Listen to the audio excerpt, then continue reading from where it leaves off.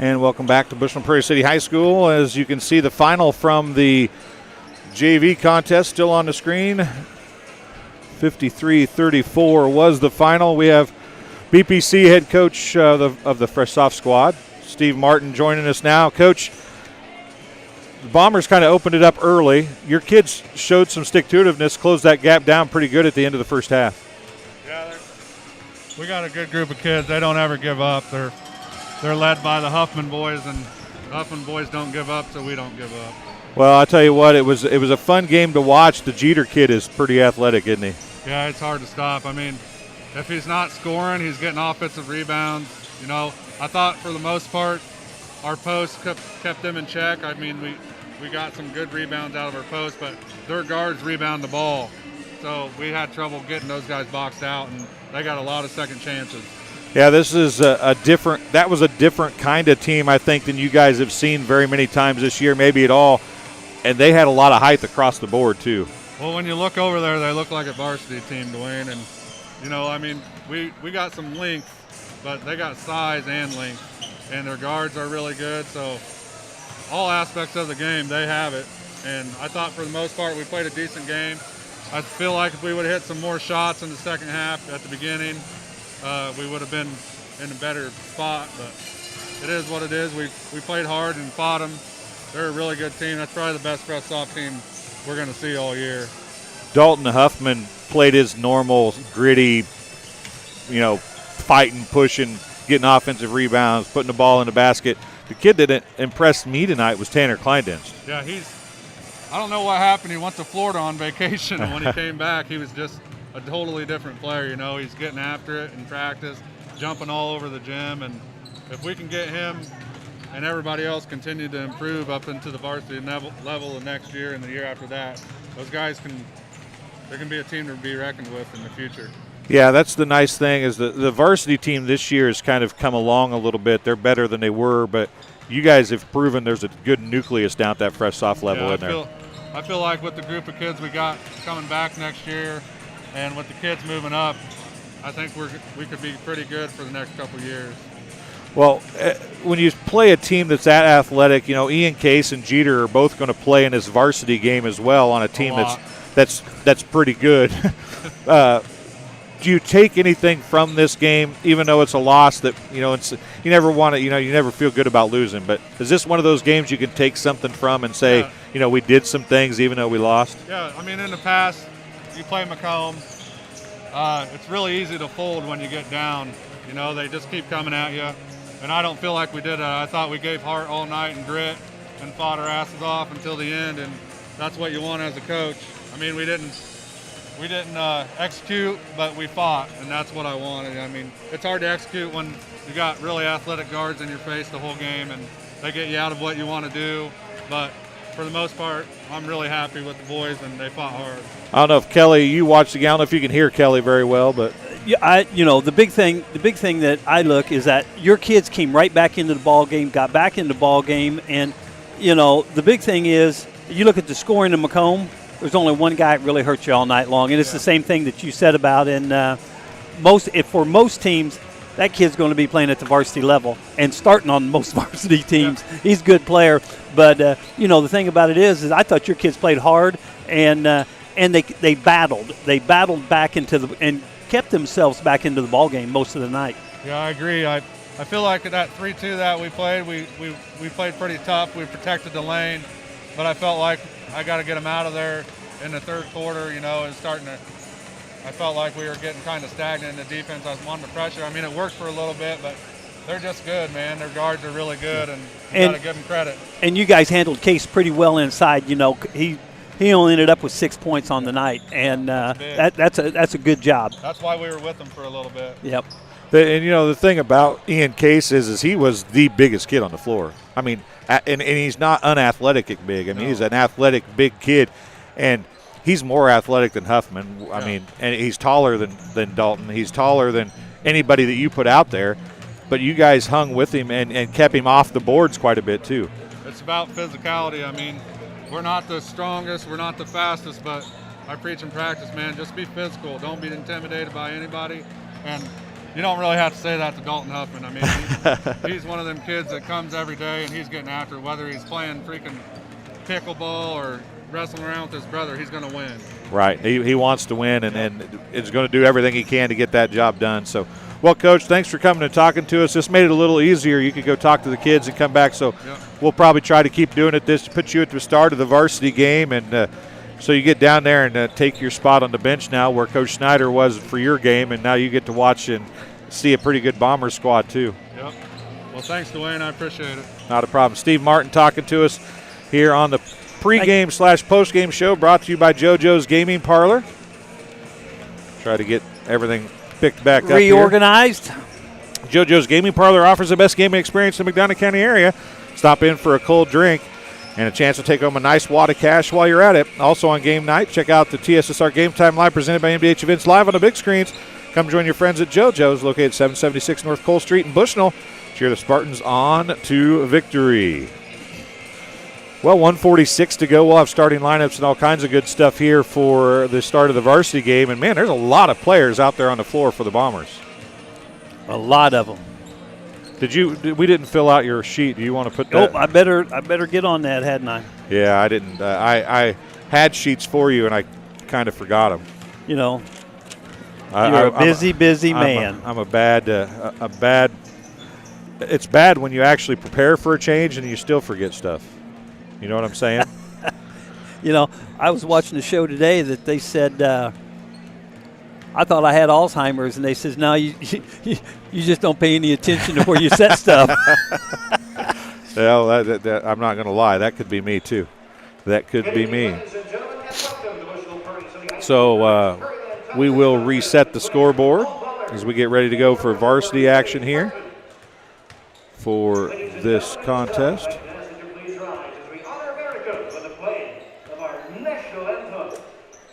We'll let you hear the national anthem.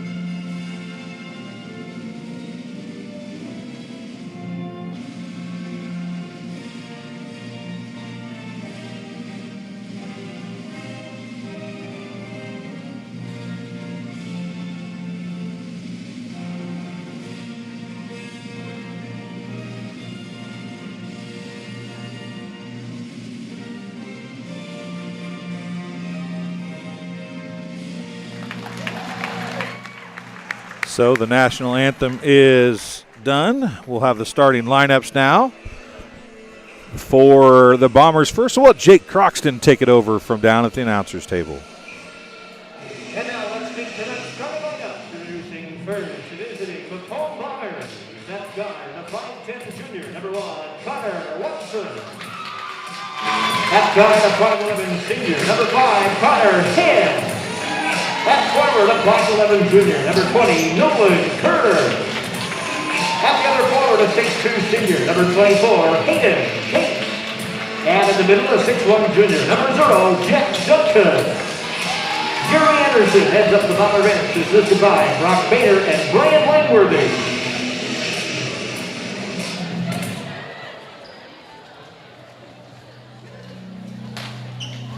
And the lights go down as we get ready to bring the Spartans starting lineup onto the floor. And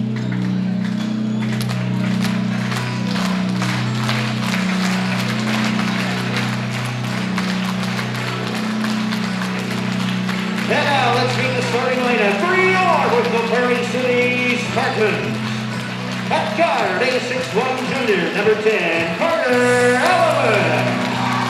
Up guard, the 5'9" senior, number 23, Dalton Horwell. At one forward, 8'6" green senior, number 34, Brian Bittner. At forward, 8'6" senior, number 35, Mackay West. And in the middle, 8'6" senior, number 24, Sam Hensley. Connor Snyder heads up the strong bench, assisted by Steve Martin. Tonight's officials are Brad Gooding, Scott Gow, and Bill Porter. So that's the starting lineup for this varsity contest for the Bombers. It is Connor Watson, Connor Ham, Nolan Kerr, Hayden Case, and Jack Duncan replacing Mainland in the lineup. Caden Mainland not here. Jack Duncan, though, played really well when we watched them during the Thanksgiving tournament, the Spartan Tip-Off Classic. Kelly, you were here for most of those games, and he looked very good for the Bombers. Not a whole lot of drop-off there with Duncan coming in the lineup. No, without a doubt. And, he's been the guy that's been coming off the bench playing very well for him. So giving him that opportunity to step up into the lineup. It's Carter Alleman, Dalton Horwittle, Sam Hensley, Brian Bittner, Mackay West on the floor for the Spartans to start things off. Down it goes to Ham. Watson is the name you'll hear a lot tonight if you didn't see any of those games earlier in the season. He's had some big shots, and there's Kerr with it. He's going to go down to Duncan, and Duncan loses the ball out of bounds. Possession to the Spartans with a chance to take the first lead of the contest. This is something we haven't seen Macomb picking some teams up full court. Yeah, they saw during that tip-off classic that the Spartans did not handle pressure well. The Spartans have grown a little since then. Mm-hmm. They play a little bit better basketball than they did earlier in the season. Not saying that, it's a 40-point difference, I think, which is what this game ended up being, but they are definitely a team that will play with you now, and Horwittle is one of the reasons why. Mackay West, though, on the baseline, gets the Spartans on the scoreboard first as he gets the first two of the contest. And Friday night, Macomb did not make a West field to goal. Horwittle. It's off, no good. Sorry about that. Did not make a field goal in the second half. Really? Long three by Watson, no good. Long rebound by West, and Horwittle with it now. As Horwittle missed that layup earlier. Once again, our live chat is open. Apocalypse has already said something, but let us know where you're watching from, who you're cheering for, whether it be a team or an individual player or both. Also, if you graduated from one of these schools, pretty cool to see what year you graduated. And there was Bittner trying to get a little too fancy on a pass to Hensley. Stolen away. Ham gives it to Hayden Case. He gives it back to Ham as they set up the offense, do the Bombers. And here comes the 5, 6, 7, 8 pass, the offense that you talked about earlier. Connor Ham hits the tray, and the Bombers have their first lead of the contest. Connor Ham is a Division I athlete. Yes, going to Bradley to play golf. He is an all-state golf player, and he's going to continue his athletic endeavors at the Division I level. 5:40 to go here in the first quarter. Horwittle's fadeaway, no good. Ham with the rebound. Horwittle tried to steal it away from behind. He did get a hand on something. I don't know if it was actually the ball. Watson's going to drive baseline, and he's going to get fouled. I'm not sure if it's going to be on Bittner or Horwittle. It's going to be on Bittner. Bittner. His first.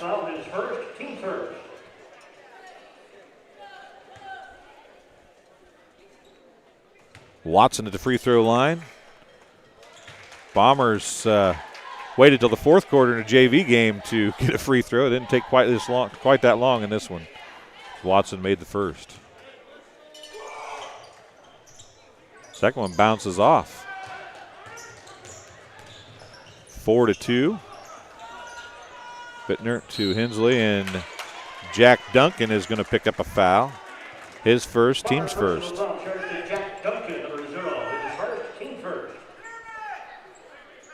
Bittner will inbound for the Spartans. 5:12 to go here in the first quarter. Mackay West off no good. Rebound tipped around, picked up by Watson, and he pushes it back the other way for Macomb High. Kerr looked at the three, didn't take it. Hayden Case sets a pick for Watson. Duncan now to Ham. Case back to Watson. Long three on the way. It's good. He had Brian Bittner in his face and shot right over a kid that's about 4 inches taller than him. And hit it. Dalton Horwittle coast to coast with a little hesitation move and cuts the lead back to 3.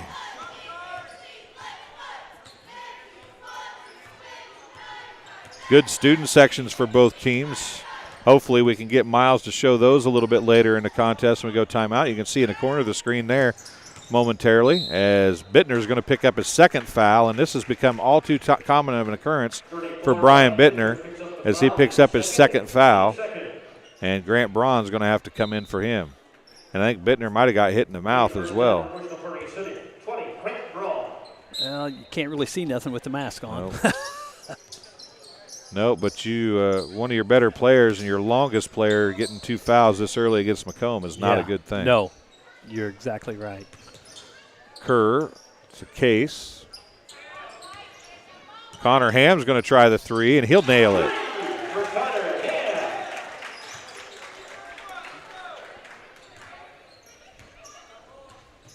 West to Hensley. Hensley jumper.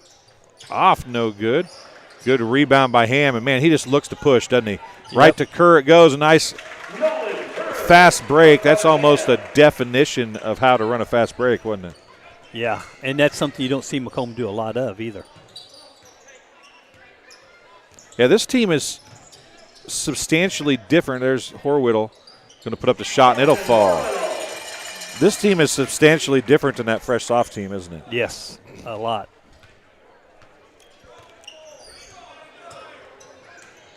Duncan with it to Hayden Case. Watson looks at the three, doesn't take it.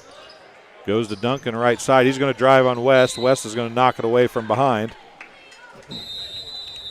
And a timeout on the floor. It's going to be the COVID break. We'll take one as well here on TSSR Game Time Live, presented by MDH. MDH has committed to having a top-notch OB-GYN unit. The new facility, the Dolores Cater Schweitzer Women's Center, this is a quality facility that the patients need to match the quality of care. And then we also have a new clinic, which is state-of-the-art. And here at McDonough, we have a team. And everybody feels like they're a part of the successes that we have. We have a strong team in our office and in labor and delivery. You will get the best care at McDonough District. MTC Communications is building a high-speed fiber network in our community, and we're putting priority on the areas with the greatest interest. That means we need your input to let us know you want us to build fiber in your area first. Experience the speed and convenience of fiber internet by visiting our special website and registering. Let us know you want fiber internet today and make your voice heard.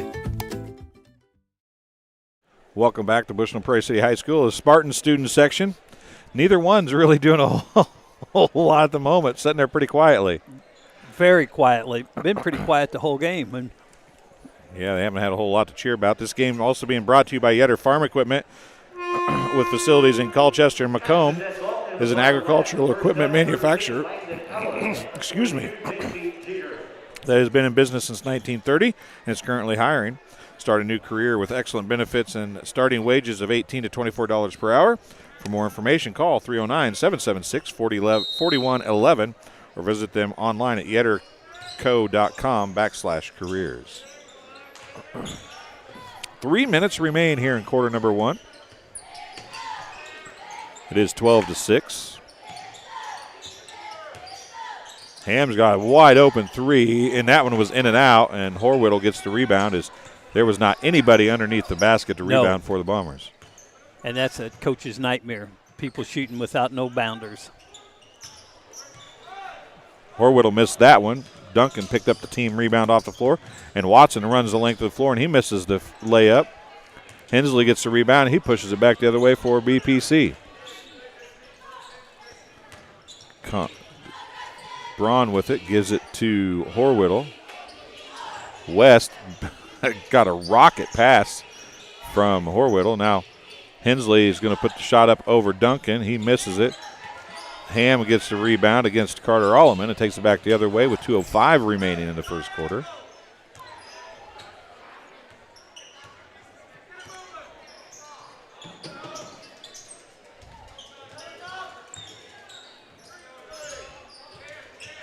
Ham to Langdon Allen. Langdon Allen. We didn't see a whole lot of him at all early in the season because he was out of town for Thanksgiving, I think was the case. No, he was quarantined. Oh, was he quarantined? Was that what it was? Pretty sure he was quarantined.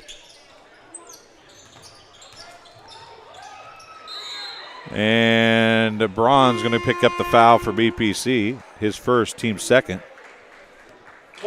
Team third.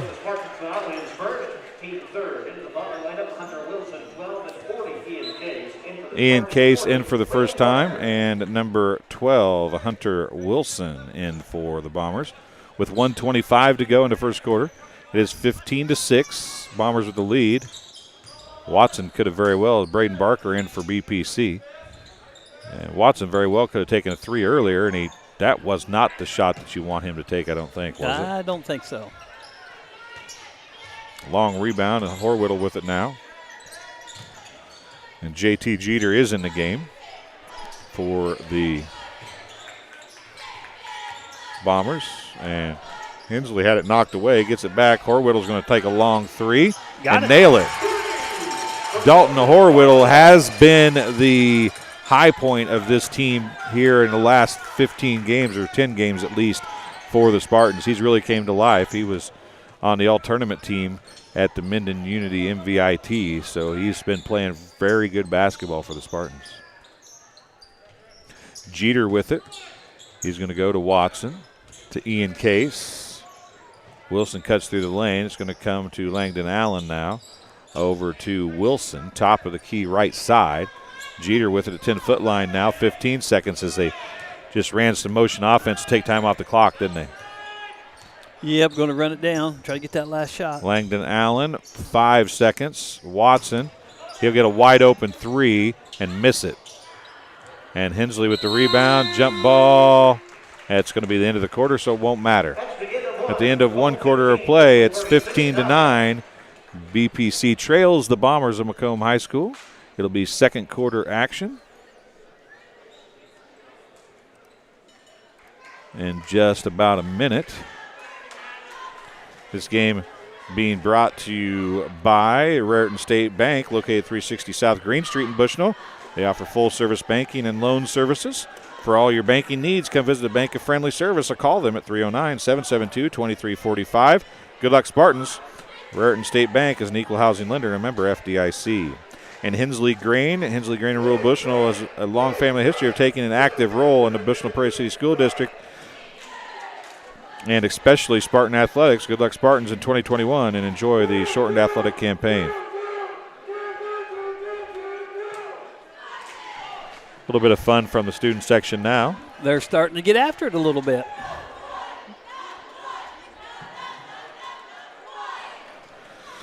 Game also being brought to you by Rosie's Pizza. Rosie's Pizza offers something for everyone with pasta, sandwiches, and, of course, pizza. Dine in or carry out at 458 East Main Street in Bushnell. They also deliver to Good Hope, Adair, and all points in between. For delivery, call 309-772-2101.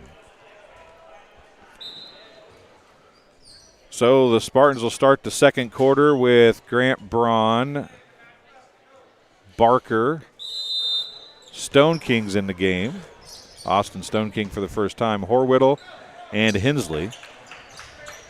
It is Kerr, Watson, Wilson, Langdon Allen, and Hayden Case on the floor for the Bombers. And they're going to call Austin Stone King for the foul on the block for BPC. His first, team's fourth. Connor Ham replacing Wilson in the Bomber lineup. Just underway here in the second quarter. It's 15-9. BPC hanging close here still, Coach. Yeah, they're right. 2-possession game.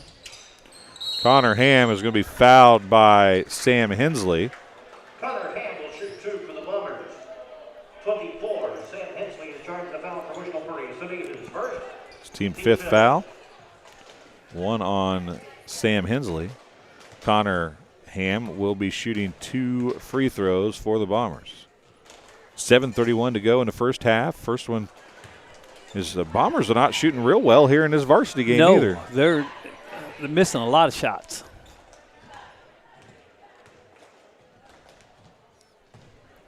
You don't see Watson miss a whole lot of free throws. You don't see Ham miss very many either, and he missed both of those. They are 1 for 4 from the free throw line. Austin Stone King's going to throw one up as Watson waves to Kerr to break to the basket. Now gets it to Kerr, middle of the lane. His little one-hander is off, no good. He kind of threw that up as a floater almost when he had a perfectly open jump shot. Yeah, he was shooting over the top of somebody. Yep, Horwittle missed the shot. Hensley got the rebound. Hayden Case guarding him. He looked into Braden Barker. And wrapping around is Langdon Allen, I do believe, to pick up the foul. It'll be his first, team's second for the Bombers of the first half. Going into the second quarter, a minute gone in the second quarter, and you're looking at only 2 fouls by the Bombers. Jack Duncan replaces Langdon Allen. And that might have been a foul there. And then Hensley and Case kind of get into it a little bit. Little pushing going on, wasn't it? Hensley doesn't take kindly to being pushed around. Watson, a nice move, and a block by Barker. Didn't that have to be either a jump ball or a travel? I thought it was a clean block. Yeah, but I mean, if Watson came down with it, though. I don't think he came down, did he? Yeah, he came down and passed it after the fact, I thought. Oh, I thought it got slapped back, but. I never thought the ball left his hand, but maybe it did. It was far enough away I couldn't really see very well. Bittner, as Barker got tripped up. Barker just laid a big-time pick, and now a right elbow jumper from Barker. And he goes down and hammers Duncan, and no foul called. This one's getting physical in a hurry, isn't it? Yes, it is. Hayden Case. If the Spartans can stay out of foul trouble, I think that helps the Spartans more than the Bombers, doesn't it? Yeah, I think you're absolutely right. Hayden Case for 3, and that's probably not the shot you want. And then Duncan's going to go over the top and pick up the foul. You know, as I said, last week in the second half, the Bombers did make a field goal. They had 9 free throws. Makai West and Carter Alderman checking back in for the Spartans. This is a team that we saw early in the season we would have not thought ever would be a problem of not scoring. You know, not being able to put the ball in the basket. Man, you gotta lose the fancy and make good passes, don't you? Yeah, you got to be able to catch the ball when you're down there in the paint. Trying to get fancy with your no-look pass, but you got to get, if you're going to do that, you got to get that bounce pass up high enough that he can do something with it. Can't be at his knees or his ankles. Watson down to Hayden Case. He turns, and man, Kerr gets the jumper that time. He got that one. And there's a lot of contact down low. Yep. And Stone King is about 2 seconds away from getting a technical there. That's the team's 6th foul, so that means the Bombers will be in the bonus the rest of the way. Austin Stone King taking a seat. He wasn't happy with the push-off, but I mean, maybe other people are doing it, but you did it. Yeah. Whether or not you thought he should have called it at that moment, you know. He definitely pushed off with the forearm. Watson with 5 minutes remaining to Connor Ham, 10-foot line. Left wing to Kerr. He's going to try and drive on Bittner. Pulls up. Shot is short. And it's going to be a foul on Kerr this time as he went over Carter Alleman. Yep, Alleman had good position, and Kerr just tried to went over his back. Plain and simple. So they've gotten 3 fouls pretty quickly here of the Bombers, and they now have 4. 4:45 remaining in the first half. Bittner picks up his dribble, gives it to Horwittle. Mackay West for 3. It rattles and falls through. And it's 17-12.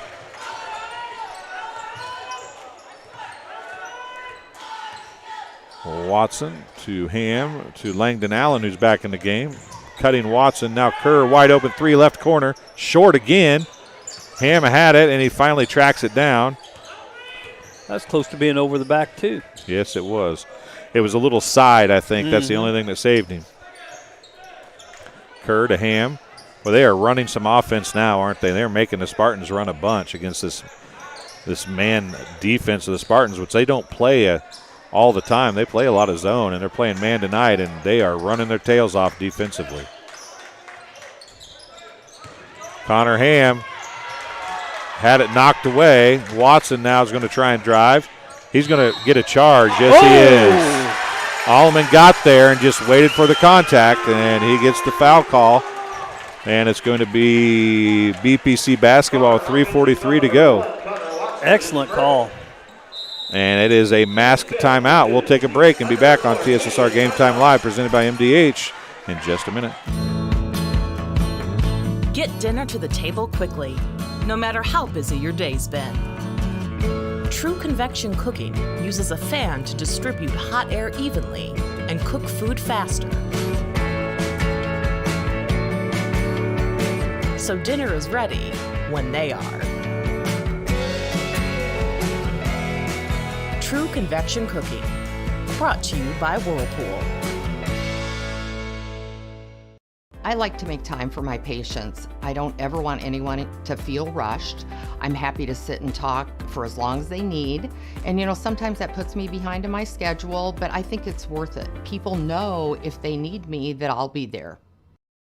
Welcome back to Bushland Prairie City High School, the Bomber student section, which is dressed in construction attire tonight. They even got the cones and the yellow caution tape, but haven't made a whole lot of noise down there, have they? Been pretty quiet. Not a typical Orange Crush session. You've seen those Orange Crush groups in the past that were obnoxiously loud and just being obnoxious most of the time. Well, yeah, I guess there's probably some of that too, as Bittner has it on the inbound, and BPC a chance, coach, to cut this to a one-possession game. Yes. Horwittle right to the rim, and he gets it to fall. Dalton Horwittle with 2. And it's a 3-point game. Gives him 9 points on the evening.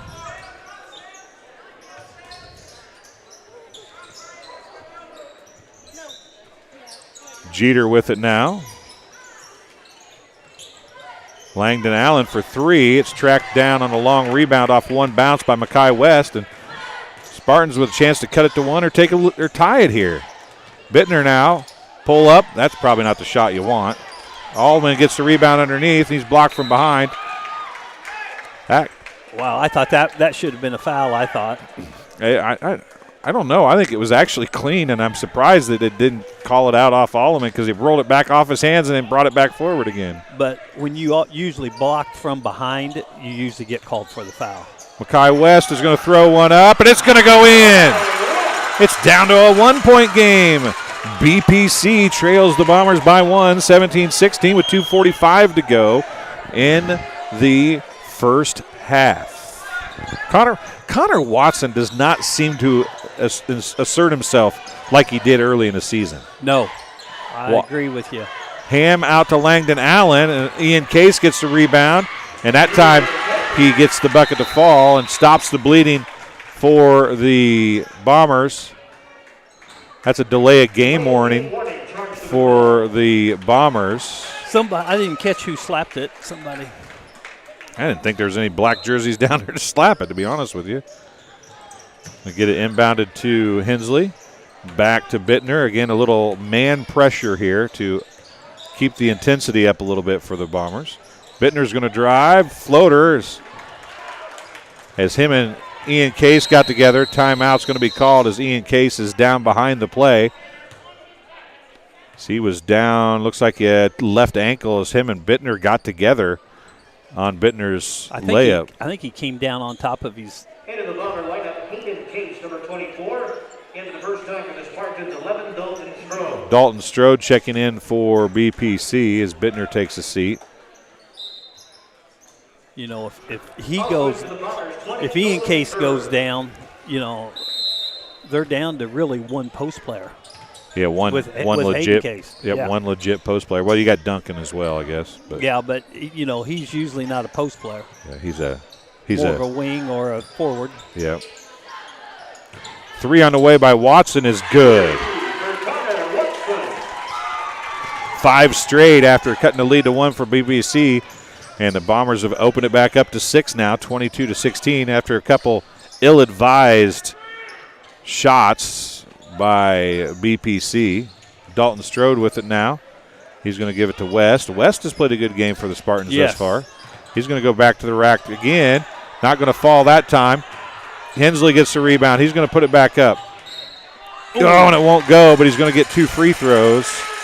And here's the problem that you're going to see for the Bombers now is exactly what you talked about is Langdon Allen is going to get the foul, team 5th, but they do not have the players to pound with the Spartans down low if Ian Case and Duncan are out of the game.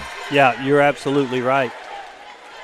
And that's not something you ever think you'd hear when a BPC playing Macomb, but the second one is good as well, but the size difference and the growth difference at the fresh soft level was immense. Yes. But it's not at this game, in this varsity game at all. BPC is, and they're more physical than these players. Even the ones that are as tall, BPC's more physical. They have been tonight.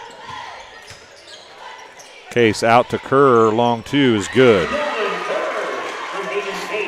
Nolan Kerr has been playing a very good ball game tonight. Yes, he has. It's back to a 6-point game, 24-18. 55 seconds left, and a good look pass to Hensley, but Hensley wasn't ready for it. Watson's going to push it back up, a chance to build it back to an 8-point game now with 45 seconds left. And you might see the Bombers hold for one shot here, you think? Yeah, I would say you're probably right. And Connor Watson tells Kerr, just go down and get ready to run the play because they're not going to come out and guard me. Well, now they are going to send Horwittle out to try to keep up with Watson. He breaks the 5-second call. 20 seconds remaining. And Horwittle knocked it away, but it went right to Case. Now they're going to run the play with 15 seconds left. Over to Ham, up top to Allen, left side to Kerr. Kerr on the left wing, up top to Watson, wide open, top of the key for 3, and he nailed it. Long shot at the end of the half, no good. And after cutting it to 1 at 17-16, a 10-2 run to end the quarter for the Bombers. And it is 27-18 at the half. We'll be back here on TSSR Game Time Live, presented by MDH, in just a couple minutes. Well, we were camping, and then I got a phone call from my neighbor and said that we got hit by a storm. He said, you better come home because there's no roof. He said, I look up and see the sky. He didn't know what you were going to do, where you're going to go, but Country Financial took care of us. We anticipate something that we hope never happens, but when it happens, we are there to make good on our promise.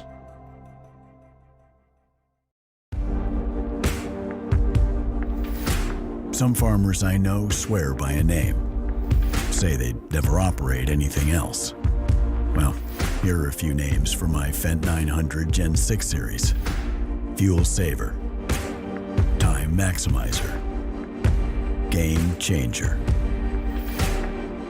I like those names.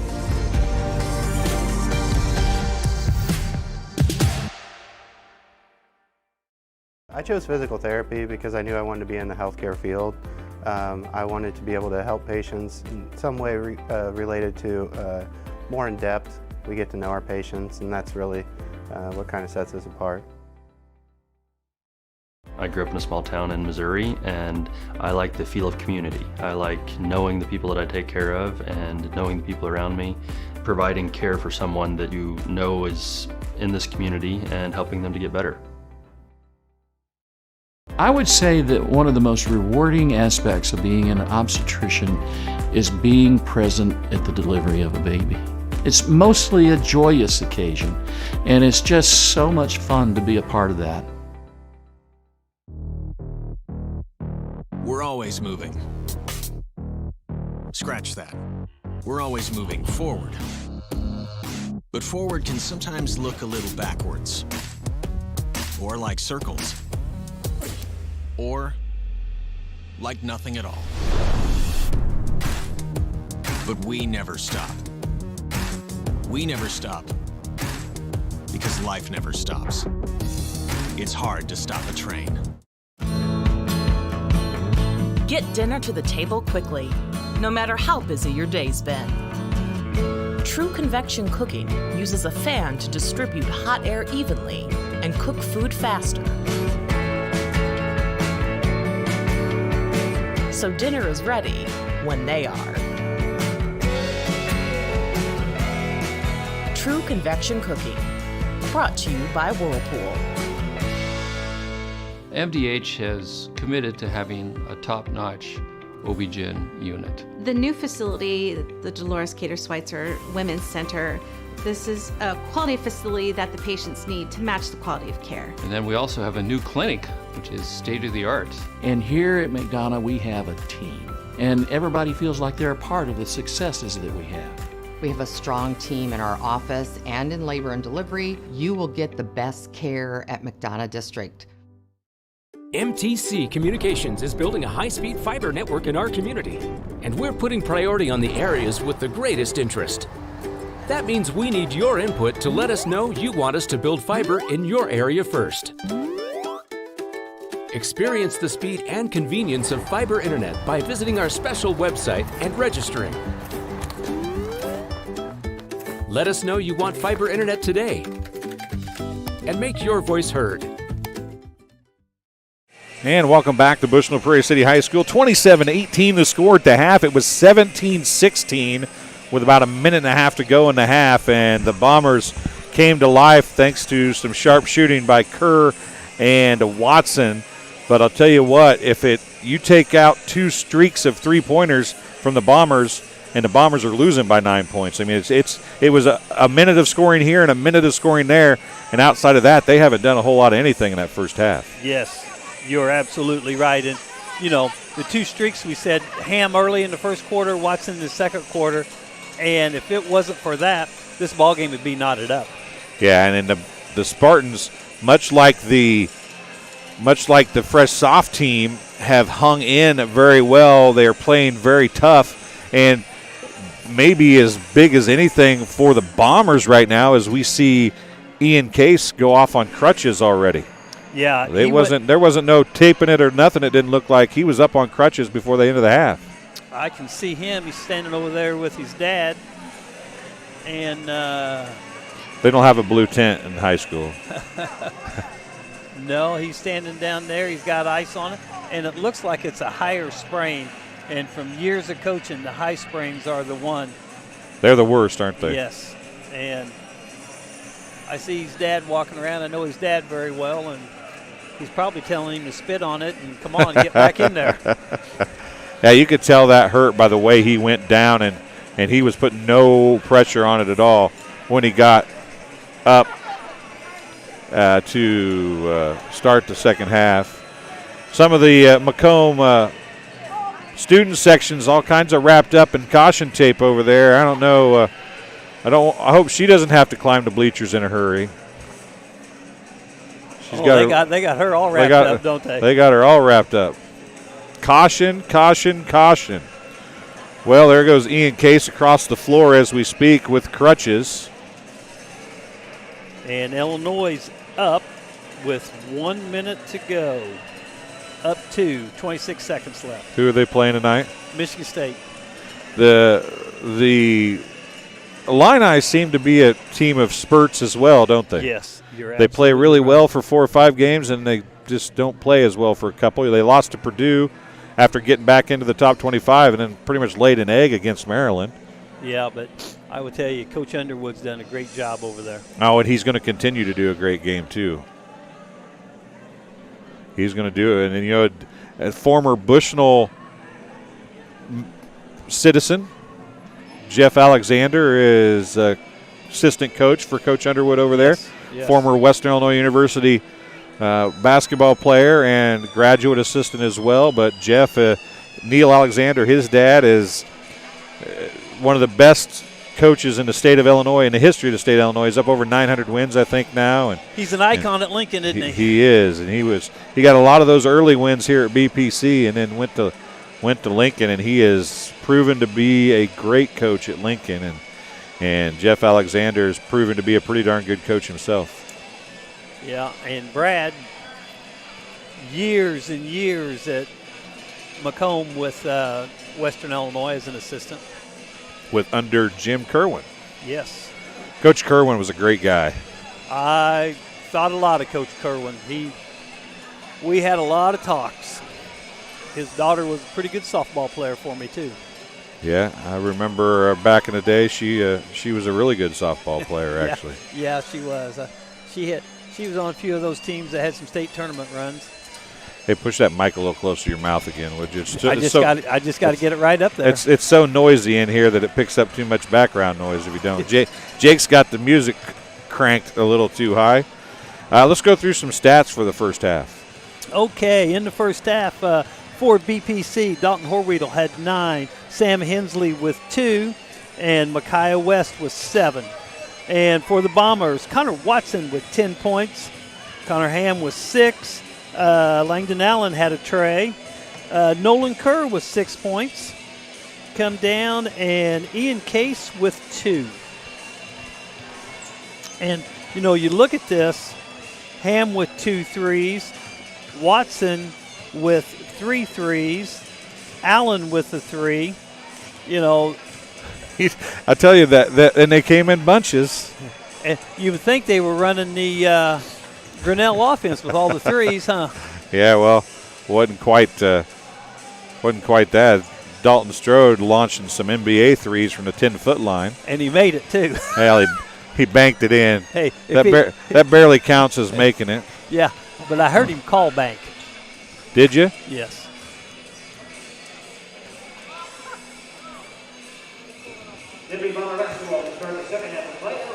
Austin Stone King standing over here talking to the fans instead of getting warmed up and going to the bench. Maybe picking up a couple pointers. You never know. Talk about something that would drive a person nuts. As a coach, that would drive me nuts. Yeah, me too. Third quarter action getting ready to start here. 27-18 going into the second half, and BPC has shown the ability to get back in it and see if they can do it again. You know, you were talking about driving nuts. I told you what would drive me nuts is the shoe thing. Yeah. Everybody's got different shoes on. We're all going to have the same shoes and the same socks. I told my football players we all wear the same socks. They was good enough for Joe Paterno at Penn State and Woody Hayes at Ohio State for all them years. They're good enough for us. Yeah, but now it's there's about enough people. That's been long enough now that I don't know that there's probably people who don't even know who those guys are. Yeah. It's been a while. Look at the wins, huh? Yep. National championships. Watson, the runner. Duncan with the follow. Case with the follow. Hensley with the rebound finally for BPC. That's BPC. Three shots right underneath the basket. And none of them were great uncontested shots, though. I mean, but they probably should have made at least one of those. Yes. They were all at the rim. The Spartans scored first, and that time Horwittle wanted to shoot, and then Alemans throws it away. Kerr gets the layup going, and it's an 11-point lead for the Bombers, which I think matches their biggest lead of the game. Yeah, you're absolutely right. And the throw and bounce passes are a great thing. Hensley with it down low from Alleman, and he's just going to finish and get the bucket to fall. But you can't throw bounce passes right at somebody's feet. You got to give the bounce pass enough time to get back up to at least close to their waist. You know, Hensley's doing a nice job inside. They just need to get him the ball a little bit more. Yeah, he's been really, really physical down low, which Yes. has caused some problems for the Bombers. And Kerr's going to get another bucket. You mentioned him there in the first half about his been playing pretty well, and he's come out here in the second half taking kind of taking control of things. Yes. Carter Alleman gives it to Bittner. 6:26 to go in the third quarter. Ham knocked it away momentarily. Now West and Horwittle fight over it. West came up with it, gave it to Horwittle. He's going to drive on Kerr. Floater's good. Back and forth they go. Bushnell's playing very well, in this half. Matching bucket for bucket. Duncan with it, left side to Kerr. Ham gets it from Watson. Now it's down to Case. Kerr to Watson, top of the key, wide open. He takes the three and he nails it.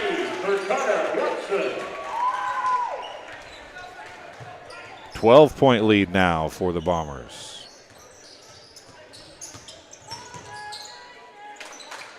First time I've heard anything out of the student section from the Bombers. Yes. Bittner's turnaround, not a good shot, and then Makai West is going to get called for the foul on the push. West got that? I think so. I thought they were going to call that on. It is on Makai. No, Makai West. He pushed, pushed hard. I don't know what Bomber he pushed, but he pushed somebody pretty good. It would have been Duncan. 5:17 remaining in the third quarter. Ham with it to Duncan. Left side to Kerr.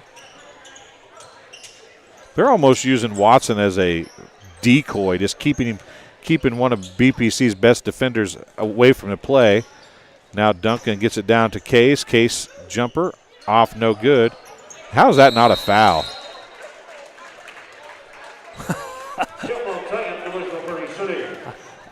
Duncan was behind Bittner and reached over his right shoulder and was reading over the top of him. Had one arm underneath and one arm over the shoulder. How is that? I mean, I like letting them play, don't get me wrong, but how is that? I mean, by definition, that's got to be a foul, right? Yeah, you would think. Allman to West. Right elbow jumper for Hensley, off no good. West tried to get the rebound. Watson came down with it. West should have got another foul there on the push. Watson's going to back things back out, slow it down. 12-point game still, 34-22. Bombers with the lead, 4:23 to go. Duncan, what's that, about a 17-foot jumper? Off, yes. No good. And a rebound goes to Horwittle. 4:14 remaining. Horwittle on the dribble. Picked up by Kerr, looks at the three. And thought almost traveled. Bittner's going to take the three, and he'll nail it. Back down to a 9-point game again, 25-34, or 34-25. I'll get it right in a second. Know what I mean, not what I say. Yes, I do. Duncan with it. 3:48. Watson. Duncan.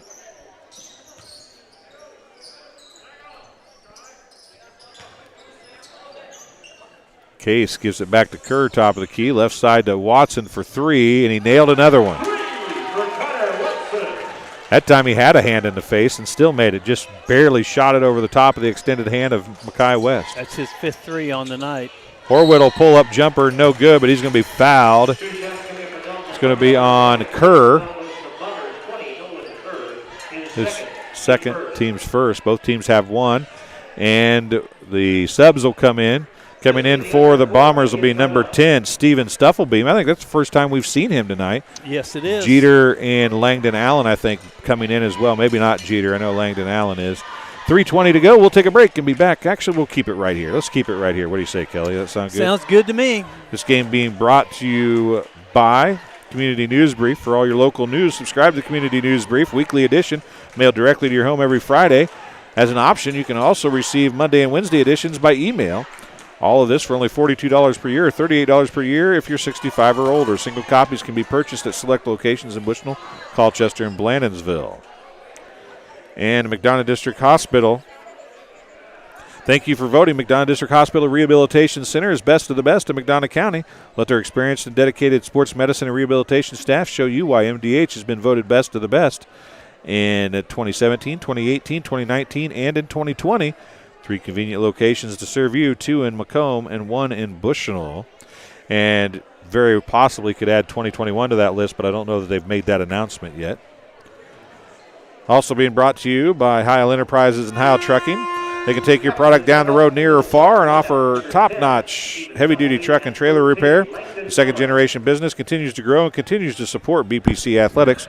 Stop by and see Danny or Travis on Route 41 south of Prairie City or call them at 309-775-3333. BPC's got huge megaphones down there, like the old cheerleader megaphones, the Bombers brought their little cones to use, but equally effective, I would imagine, if they're getting yelled at in your ear. As the first free throw's no good for Horwittle. You know, coming down the stretch here, them free throws are going to be huge. Yes, they are. Probably for both teams, in all honesty. That's the second one. Second one is good. Back to an 11-point game, 37-26, excuse me. There's the runner by Connor Ham. Nice play by Connor Ham. 39-26. That's his first 2 points since the first quarter. Brian Bittner gets the bucket to fall.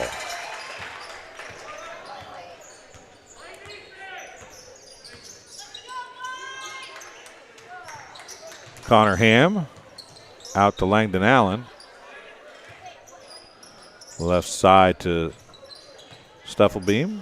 3 on the way by Watson. Now, vast difference in sets of shot on that for Watson, but that time it was a turnover by Horwittle and a fast break bucket for Watson. But I was going to say, the shots that Watson has made is a set shot. That last 3 that he kind of forced was off balance and he wasn't set. Yeah. Bittner gives it to Horwittle. There's an NBA 3, and he nailed it. If you want to trip me, I guess I'll just stand out here and hit NBA 3s instead. Hey, as long as they're going in, keep shooting them. 10-point game, 41-31, 1:55 remaining in the third quarter. Duncan to Watson, and we've seen a lot more of Duncan in this quarter without Ian Case being available. Connor Ham going to drive, pull up from about 13 feet. His jumper's off, no good. Steven Stuffelbeam was down there for a rebound, and Ham got it.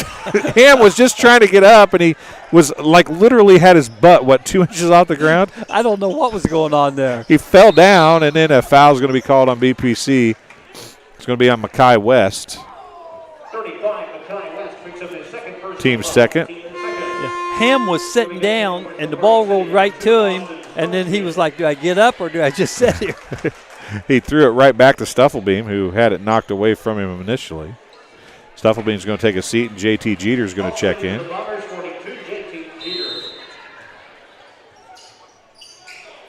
Austin Stone King in for BPC.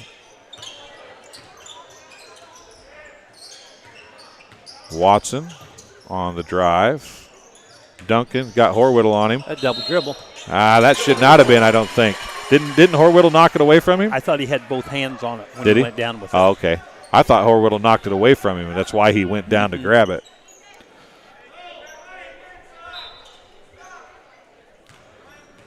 There's a lot of talking from these officials. Have you noticed that? Like they talk to the players a lot. Yeah. And the problem is whoa. Pump fake, got one defender over the top, but not the second. Connor Watson is going to go left side to Langdon Allen to Jack Duncan. He misses a shot, and then Carter Alleman should have got the foul, but I think they're going to call it on Horwittle instead. Yep. Dalton. You know, you flip that on the opposite side, like I was saying, most guys that try to block a shot from behind gets called for the foul, and down here on the other end it wasn't called. Nope, it was not. 45 seconds. Clock is not running. There it finally started. Langdon Allen to Kerr. Long two. Man, that was not even close. Kerr, who's had a really good game, missed that one. And then there's a shot and a pump fake and a three on the way by Horwittle, and he nails it. And BPC's cut the lead to 7, 41-34. His 9th point in the quarter. BPC has survived like an onslaught at the start of this quarter, didn't Yes. it? Jeter to Duncan, and Horwittle almost got a steal there for a foul.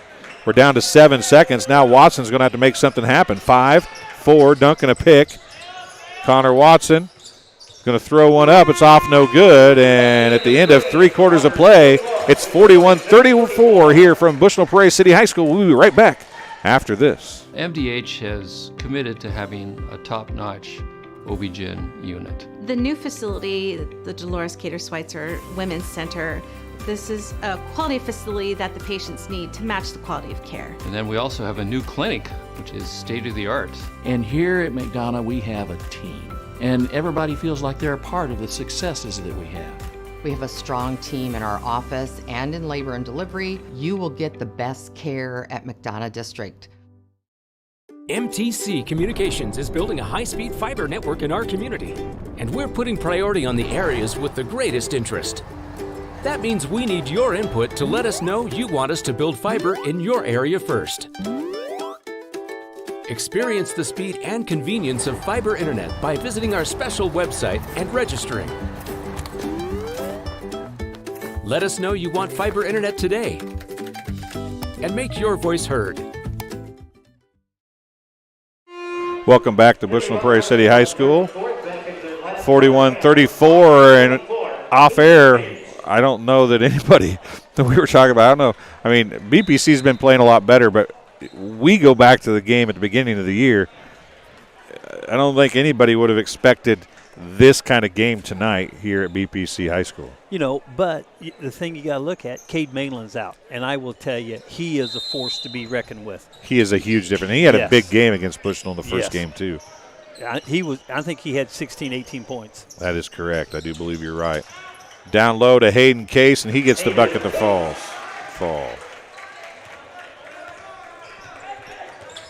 Oh, wonderful school.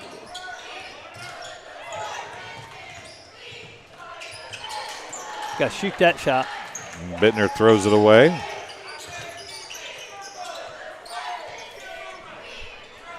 Ham gives it to Watson. Duncan just underway, 4th quarter here. Ham drives, dumps it back out to Case, left side to Watson. On the wing, down to Kerr, back to Watson. And this is Coach Anderson kind of basketball right here, isn't it? Pass. Pass it 4 more times. When you think you got an open shot, pass it 4 more times to get another open shot, right? Or 6 or 8 or whatever, yep. Watson. BPC's doing a good job of switching here, though. Yeah. Duncan, give and go a little bit. Watson's going to drive the baseline. Dumps it out to Ham. Down the corner to Watson. Long 3 from the corner is good. That's 6 threes for him. Yep.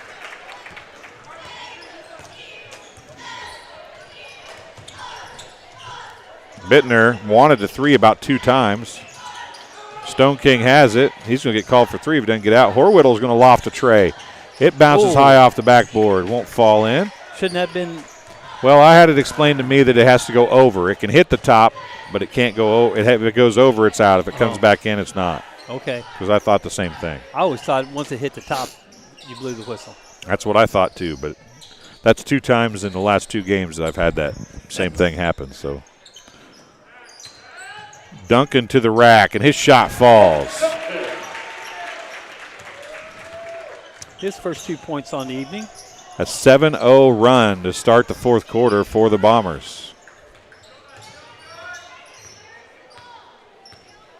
5:45 remaining, and BPC has to stop the bleeding right here if they want to have a chance down the stretch of this one, I think. Yeah. That was a couple of steps there, wasn't it? I thought he traveled.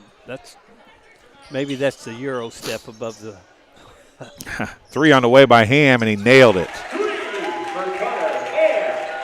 So much for the Bombers not shooting well. Timeout on the floor, charge to BPC. It is a full timeout. This game being brought to you by M&B Furniture, Bushnell's only furniture store. M&B Furniture is a mainstay in the community and offers free delivery within 40 miles for everything you need to furnish your new home or replenish an old one. Stop and see the fine folks at 41 West Main Street, or find them on Facebook, Instagram, or on the web at www.mnbfurnitureinc.com. You can also call 309-772-2111. And Webb Family Farms. Webb Family Farms has been growing corn, soybeans, and Spartans for 5 generations. Nathan, Lisa, Jamie, Cyrus, Terry, Linda wish all BPC athletes good luck this season. And Farmers and Merchant State Bank of Bushnell. For over 100 years, Farmers and Merchant State Bank of Bushnell has been serving the local community's needs for personal and business banking, as well as home and agricultural lending. Stop by the main branch at 484 East Main Street or their drive-up facility on Cole Street to learn more. F&M is a member FDIC and equal housing lender. Mackay West and Braun checking back in for BPC. 5:21 to go here in the fourth quarter. It's now a 17-point lead. Yeah, and this just opened up in the fourth quarter with it's a 10-0 run, right? Yeah. Case made that one underneath, and then 2 threes, and Jack Duncan with a 2.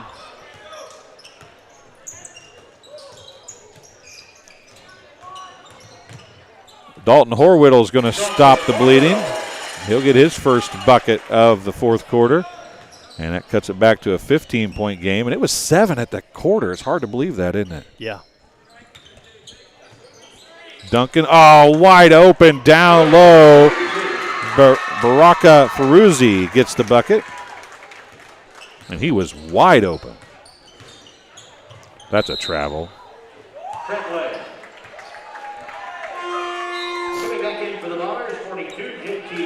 JT Jeter checking in for Kerr.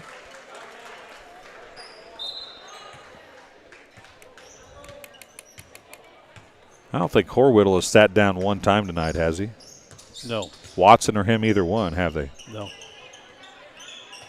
Stone King guarding Connor Ham to Duncan. Duncan goes right around Carter Alleman but can't finish, and then Feruzzi knocks it away from Duncan. Duncan would have had another chance at a putback had he not got knocked away. Sam Hensley is going to replace Alleman with 4:26 to go, so we'll have a COVID break in about 30 seconds or so. The two guys that haven't left the floor getting picked up by guarding each other down the floor here is Horwittle and Watson doing battle. Down to Hensley. Hensley down to West. And he's blocked by Veruzzi. He's going to go out of bounds. Possession to the Spartans. A lot of banging going on down there, wasn't there? Yes, there is. Lindsey May checking in for the Bombers. Coach Anderson up 17 here feels pretty comfortable apparently. He's kind of clearing the bench a little bit. Came from out of bounds. Yeah, he didn't. Horwittle came from out of bounds. Yeah, he could have if he'd came right in, but he waited to come in until the ball wasn't being touched anymore. Yeah. You got to establish yourself. Yeah. Jeter to Feruzzi. Watson. Ham to Feruzzi, or Watson to Feruzzi, and Feruzzi's going to get the bucket to fall. Count it. That's his second bucket. Sam Hensley picks up the foul for the Spartans. And this one's got away in a hurry here at the start of the fourth quarter, and it should be a COVID break, but they're not going to take it apparently. Feruzzi a chance at the old-fashioned three-point play. And he hits it. Got it.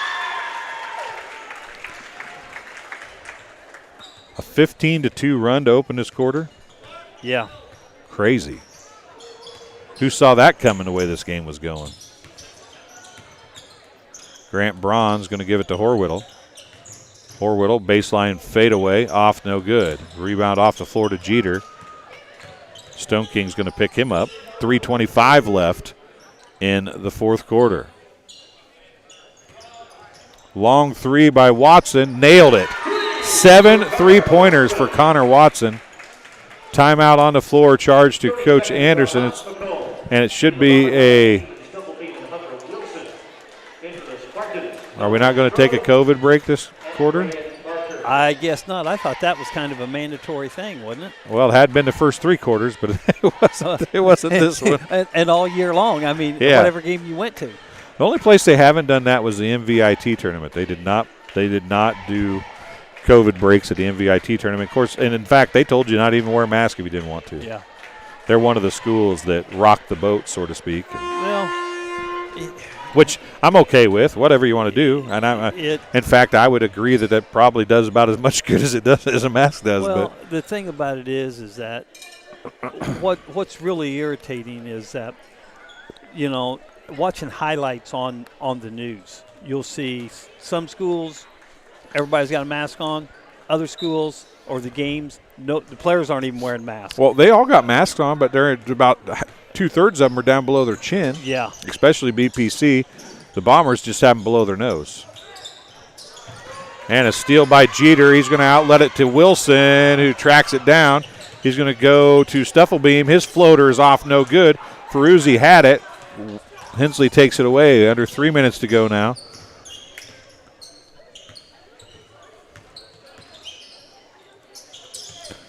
It is a 23-point game. And the wheels have kind of fallen off for BPC now, too. They have. Dalton Strode's in the game. Barker's in the game. And, man, they are really beating down low. Strode's shots off, no good. Jeter with the rebound. Jeter behind the back comes up top to Wilson. His Watson is not in the game for the first time after that timeout. Stufflebeam to May for 3 off the right side of the rim. 2:14 remaining. May is one of those kids that Stone King, pretty good football player, but not the best basketball player, but he sure plays hard, doesn't he? Yep. Yes, he does. Jeter left elbow jumper, good.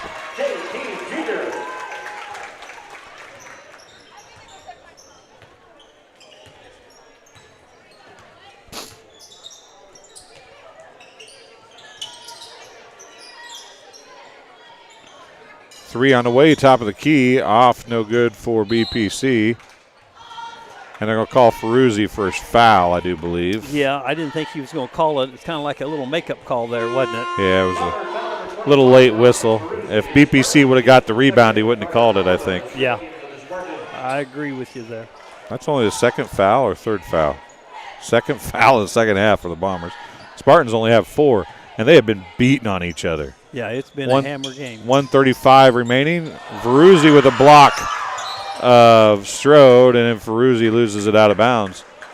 Ferruzzi hasn't played much basketball. I remember Coach Anderson talking about him at the Spartan Tip-Off Classic. Strode's going to try a 3. It's off, no good. Barker with the rebound. He puts the shot up, and he's going to be fouled by Ferruzzi again, I believe. But he's got tons of athletic ability. He can jump. Yes.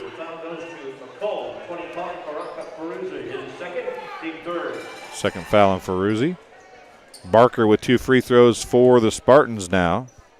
Braden been playing pretty good basketball for the Spartans of late. Third point of the quarter. Dalton Huffman playing for BPC. He wears number 22 in the varsity jersey. 61-37. 1:25 remaining. And the second one was off the front of the rim, and Barker went across a little too early.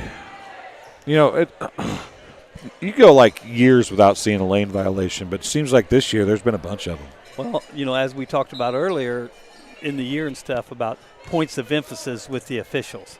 You know, maybe they made that a point of emphasis this year. It could be, because there's been more of them called this year than I remember in years. Wilson off, no good. Tipped out of bounds by May. Possession of BPC. 1:14 remaining. Pretty much all over, but deciding the final score at this point. Yep. 24-point lead for the Bombers.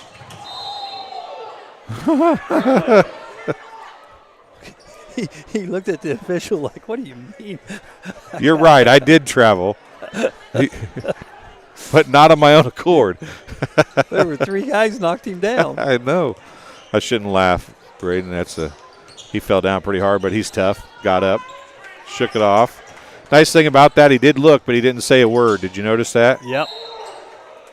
Now Dalton Strode with the rebound. I think Veruzzi's going to – nope, that's going to be on May.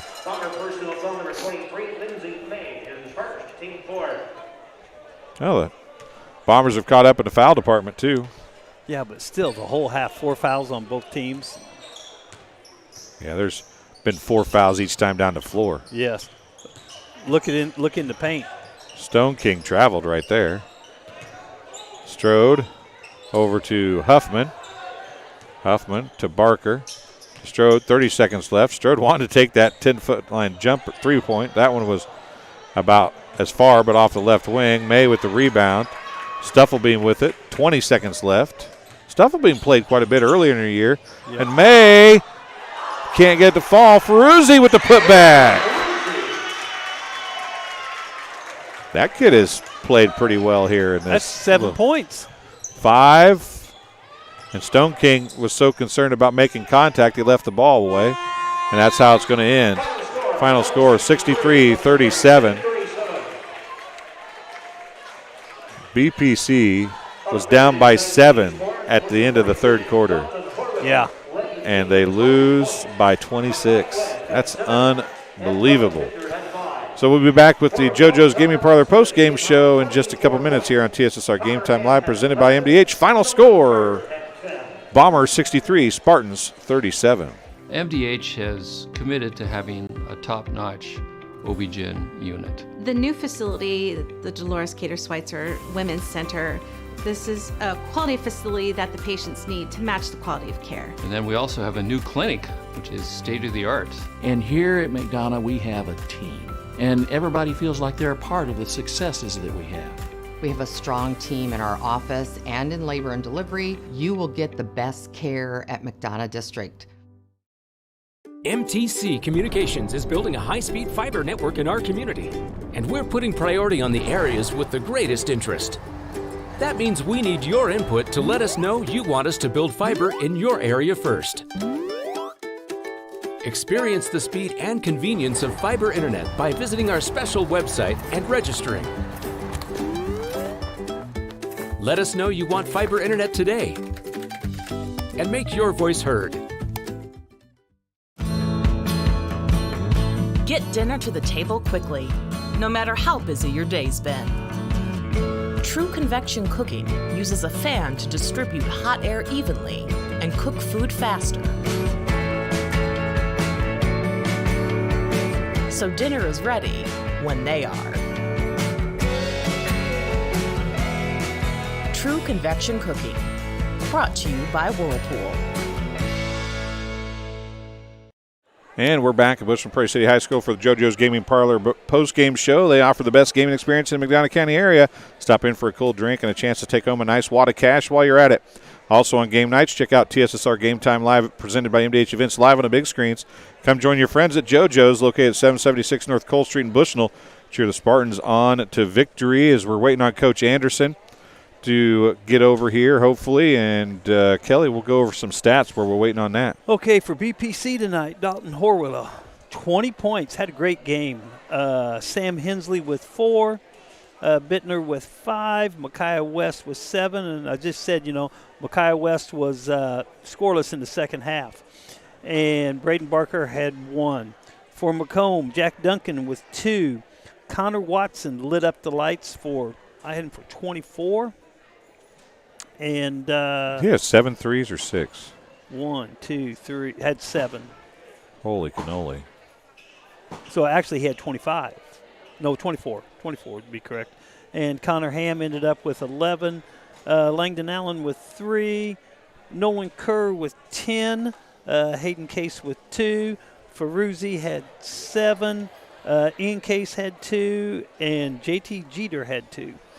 That's we talked about that.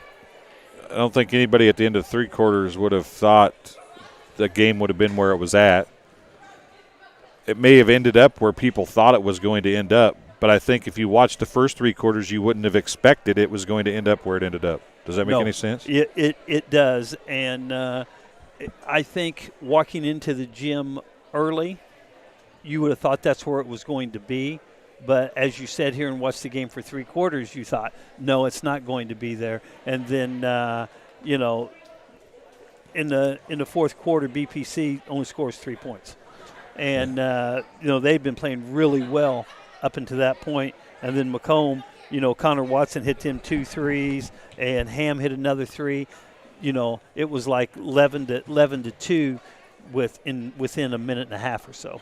Yeah, they and the Bombers had that spurt thing is what kept them in the game throughout the first 3 quarters. It was all spurts. It was a spurt in the first quarter, got them a lead. A spurt in the second quarter, got them a lead back because it was down to 1 at 17-16.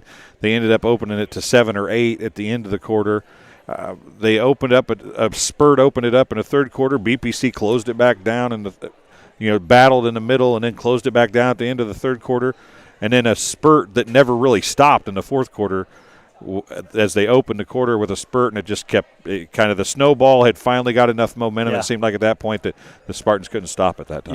It was one of those things where I think it was like the Spartans were like that little brother who just kept hanging around, and he just kept beating him off, and he just kept coming back. And then in that fourth quarter, Macomb just took charge and took over. But a great game. I mean, and really the fresh soft game ended up being kind of the same way, but yes. It was close early as well. You have to think that there's a chance for a couple pretty good games over the next few years between these two teams. Yeah, I totally agree. And, like we talked with Coach Martin, the good nucleus of young kids for BPC. The tenacity of BPC, I think, is what kept them in both these games tonight when they were in it early. Don't you think? I gotta agree with you. I mean, the grittiness, yes. just hanging in there, and not wanting to quit, and really not being willing to quit. Yeah, and just in team play. I thought they had very good team play tonight. Yeah, and the Bombers kind of survived with the 3. I mean, 7 threes from Connor Watson, 3 or 4 threes from Connor Ham. 1 from Langdon Allen. So you're looking at. Is that 2 of them there? Who's that? That was Allen? Allen had 1, and then. That's for the game, for the half. Yeah, that's for the half. And then, so we had 1, 2, 3, 4, 5, 6, 7, 8, 9, 10, 11 threes. Yeah, and 7 of them from Connor Watson. Yeah. And he was the key. Like, he was the spark plug. Every time one of those little runs started, it was him. But it was really, if you remember back, Nolan Kerr at the start of the third quarter was what kind of got them going in the third quarter, and then Watson kind of jumped on board with him. And Coach Anderson has made his way over here. There he is. And snuck right in on Hello. Coach Sears. Yeah. Sorry, Coach. That's all right. He's getting to be old. To sidle up on you. Yeah, he's getting a little old. You can't be scaring him like that. It's bad for a guy with an old heart. That's old exactly sidler. Right. Well, I'll tell you what. We were just talking about this game tonight. It seemed like it was runs. It was spurts in the first half that really allowed you guys to be in the game. If it hadn't been for a 10-point spurt here and a 10-point spurt there, BBC would have been dominating that half.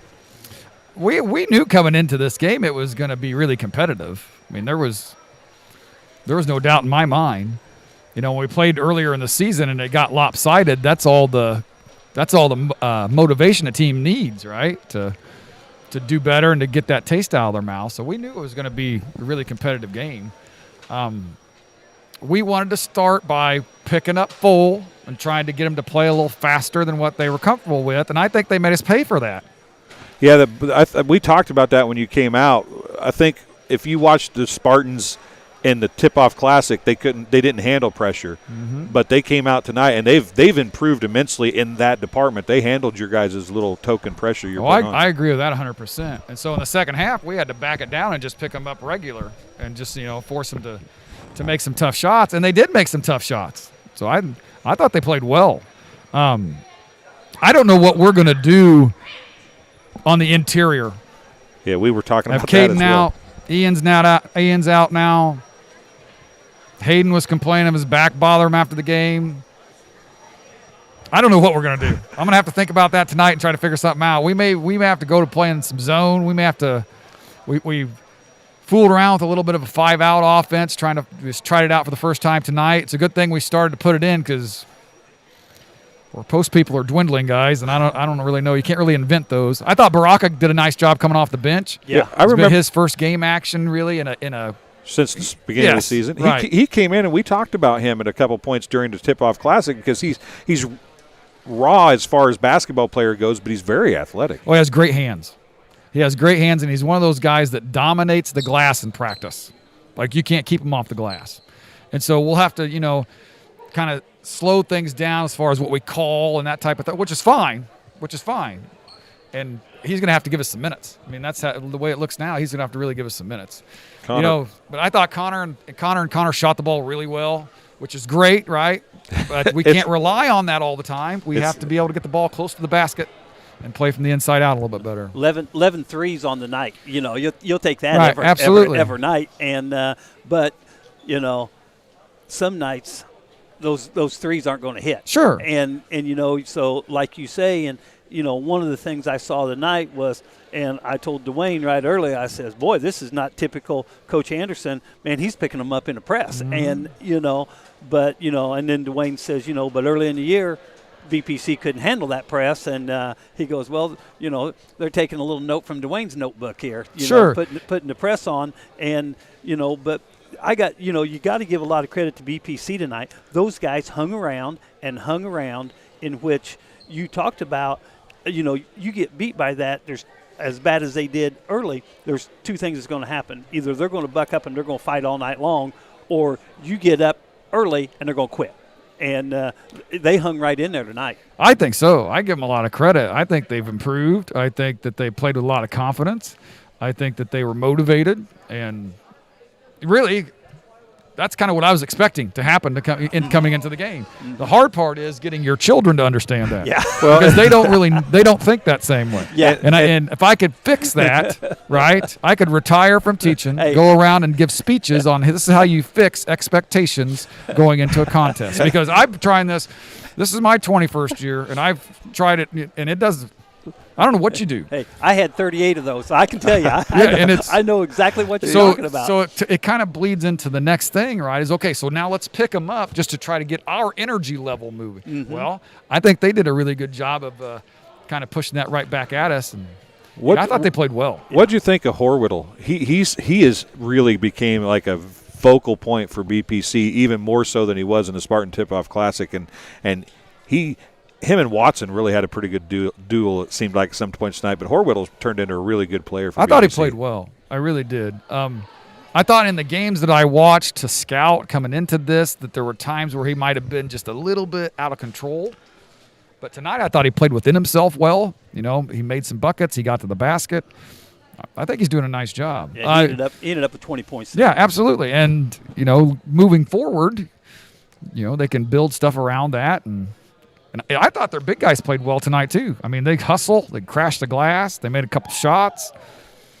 Yeah, it was a physical game. And they get to host a regional. Yeah. So, how many times you got to do that, ever? How many regionals you get to host in your life? Oh, probably 4 or 5 maybe in 20 years.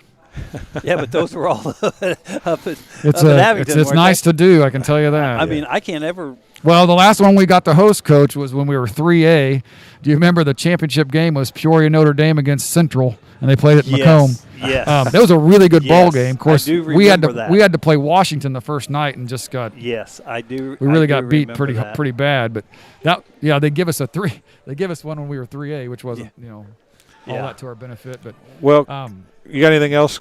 No, I think about it is you guys just keep shooting the lights out, and and like Dwayne said, the one thing that I really saw is that you guys go in spurts where, man, you hit 12 to 14 points, bing, bing, bing, and then you have 5 possessions where you don't make a bucket, right, and teams crawl back in. But your guys getting it done in the fourth quarter with no doubt. In those times is when you need to have your mainland in there. Yes. To where we're throwing it into him. and we're either going to get something or he's going to get fouled or whatever. Mm-hmm. I think we're adjusting, Coach. I think we're trying to adjust on how are we going to do this without him out there. Yeah. And that might take a while. This is just the second game since that happened. But one of the things I am really proud of our guys for is Caden's probably a 12 to 14 rebound guy a night. Yeah. And so now all of us are going to have to improve on that. And I think we're doing a pretty decent job of that. The one thing that I was just seeing with Ian's ankle is that's a high sprain too, isn't it? Yeah. And those are usually the ones you don't want. Right. And I don't know. Thanks, Ted. I don't know how long that's going to take, and our post depth is depleted. So we're back to the drawing board on that. All right. You know what? 5 out. Yeah, right. Gurnell, here we come. Yeah. Coach, thanks for joining us. Absolutely. We appreciate it. Thanks for coming all the time, talking to us when Yeah. you're here, and we'll look forward to seeing you down the road. Yeah, thank you. Coach Anderson talking to us from the JoJo's Gaming Parlor post-game show from the Macomb High Bombers, and Coach Schneider has been standing here for a few minutes. They're going to have a little conversation before they come over and talk to us. But good, Coach Anderson always gives good stuff when he's on the mic, doesn't he? Yes. And post-game stuff. Excellent. And the thing about it is that being on both ends of this for many years and having those, got to find a lot of positives sometimes and stuff. So. Yep. Well, Coach Schneider is here now, and Coach, I know that the game ended up looking like it was maybe a blowout, but I think after 3 quarters, nobody expected that to happen in the fourth quarter. Your kids hung in and fought most all the night, I felt like. And I would agree with you there. Even Coach Martin and myself, we talked in the locker room after the game, like, what was the score at halftime? I think we were down, 11 or 9 or 11, and what were we down after the third quarter? 13. 7. Okay. 7 after the third quarter. Yep, you so cut it down to 7 after the third quarter. And then I don't know.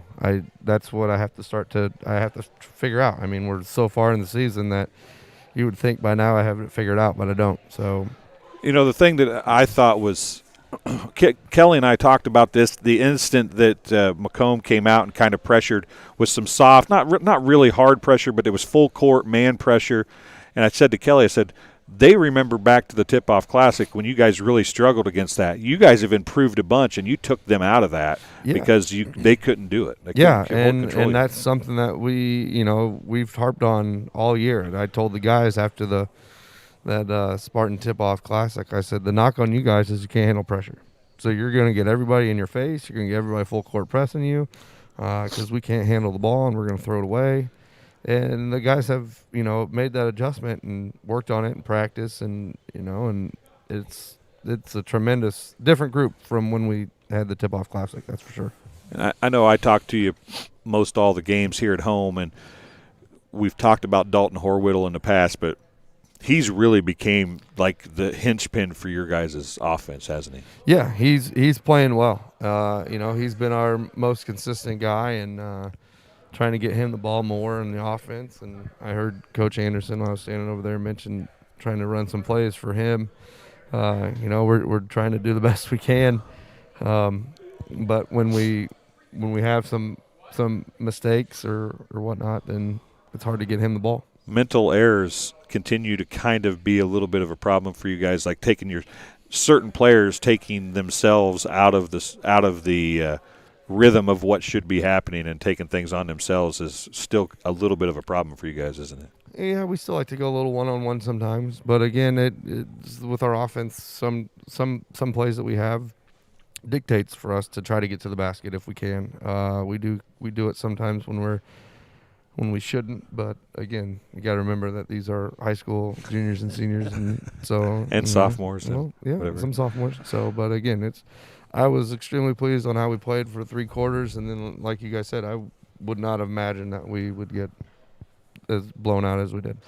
What you talked about trying to run some offense to get Horwittle looks. They do a fantastic job of that exact thing for Connor Watson, don't they? I mean, he moves without the ball pretty well, and he made 7 threes tonight. Probably 2 or 3 of them with his hands in his face, but they were all good looks from moving without the basketball to get a pass for a shot. Well, and they pass the ball well. I mean, I don't think it's just they have a set play for him, because if you notice, I mean, they ran it's the same offense, and Connor Ham now has a wide open 3. Yeah. I think it's just, they run it until one of those guys has a wide open 3. And another thing I said in the locker room is they're making 7, 8, 9 passes on offense, and we're making 0, 1, and 3. Right. I mean, we're having to work on defense, and you and I have talked about that on numerous occasions, haven't we? Yep. And again, that's something that we have to keep working on. And when we did it in the first half, and we cut it down to, I think, 17-16, I think, and we were moving the ball and making the extra pass and having them play defense, and then getting them tired on defense and getting us wide open looks. So we have to just keep pounding that. I have to keep pounding that into their heads in practice. But the good thing is we got to forget about tonight and play tomorrow.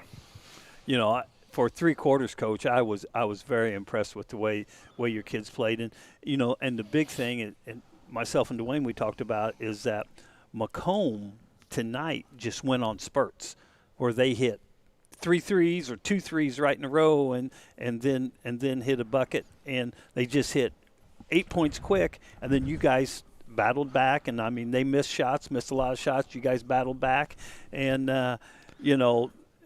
the big thing is you guys played hard, very hard for 3 quarters, and I'm not saying you didn't play hard, but in that fourth quarter, it just got a little bit out of hand. I mean, going into the quarter, I thought, man, this is going to come down to a barn burner. Right, and that was the talk at halftime. Keep battling, keep working on doing the offense and getting wide open shots, because they're going to fall. And when we don't come out and execute, I mean, in the third quarter we did, and then in the fourth quarter, it's just kind of like, I don't know if we just got tired or whatnot, but it all kind of fell apart, no matter what we did. So. Well, I think that you guys proved that you could do some things, and hosting a regional can't be a bad thing for you if you can figure out how to maybe cut an error or two down and maybe a pass or two extra. You guys can do some things. Right. Again, if we don't, I don't know how many turnovers we had, but if we know we don't turn the ball over, or we don't had some bad shot selections, I think we had some good passes that normally the guys would shoot and they decided to pass, and so everybody's not looking for the pass, they're looking for the rebound. So again, if we can mold that into our offense and have everybody kind of on the same page, I think we'll be okay. Well, Coach, it's getting late, and it's not too late, I guess, but it's getting late. It's way past my bedtime. Are you? You're retired now from one of your coaching jobs, right? Yeah. So, I saw that, so I had to send you a retirement message the other day. Yeah, I got it. Thanks. It's hell to get old, Coach. It's hell to get old. I know. So, well, Coach, thanks for joining us tonight. Appreciate it as always, and you've got some more games down the stretch, and we've got a regional here to do. And yeah, we got 2 more games this week, tomorrow and then Friday, both on the road. So, quick turnaround for us, and hopefully we can get a win tomorrow and another win on Friday, and kind of get the season going in the right direction for us and have a little momentum going into regionals. Yeah. Thanks for everything you guys do. I know it's great having the games broadcasted for people that can't make it and everything, and what you guys are doing is awesome, and I greatly appreciate it. Well, thank you, sir. We appreciate you, and we'll let you get out of here. Good luck. All right, thanks, guys. Well, that was Coach Snyder heading out on the JoJo's Gaming Parlor post-game show. JoJo's Gaming Parlor offers the best gaming experience in the McDonough County area. Stop in for a cold drink and a chance to take home a nice wad of cash while you're at it. Also on game nights, check out TSSR Game Time Live, presented by MDH Events Live on the big screens. Come join your friends at JoJo's, located at 776 North Cole Street in Bushnell.